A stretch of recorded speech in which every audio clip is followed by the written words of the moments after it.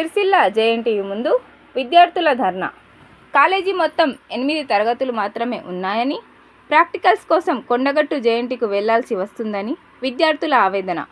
Temporary campus ఇచ్చారని, నిత్యం hostel నుండి కాలేజీకి రావడానికి 2 కిలోమీటర్లు నడవాల్సి వస్తుందని, తమకు పర్మనెంట్ క్యాంపస్ ఇచ్చి ప్రాక్టికల్స్ తమ క్యాంపస్లోనే నిర్వహించాలని రోడ్డుపై బైఠాయించిన విద్యార్థులు. భారీగా traffic jam. College start 4 years అవుతుంది సార్. మాకు క్యాంపస్ ఇవ్వలేదు. ఇక్కడ టెంపరీ ఉండమని ఇచ్చారు. మొన్న డిగ్రీ వాళ్ళు మాకు సంబంధించిన కరెక్ట్ ల్యాబ్స్ లేవు. ల్యాబ్స్ కోసం కొండగట్టుకు వెళ్ళాల్సి వస్తుంది. ల్యాబ్స్ లేవు, ఫ్యాకల్టీ సరిగ్గా లేదు, క్లాసెస్. మీరు ధర్నా ఎందుకు చేస్తారు? మీరు ధర్నా ఎందుకు క్యాంపస్ రావాలి, రిలీజ్ కావాలి. క్యాంపస్ రూమ్స్ లేవు కరెక్ట్ గా. ఒక క్లాస్ కంటే ఒక రూమ్ అంటూ ఏది లేదు సార్. ల్యాబ్స్ కూడా లేవు. మాకు ల్యాబ్స్ ఇంకా జరగట్లేదు. ఫీల్డ్కి వెళ్ళలేదు.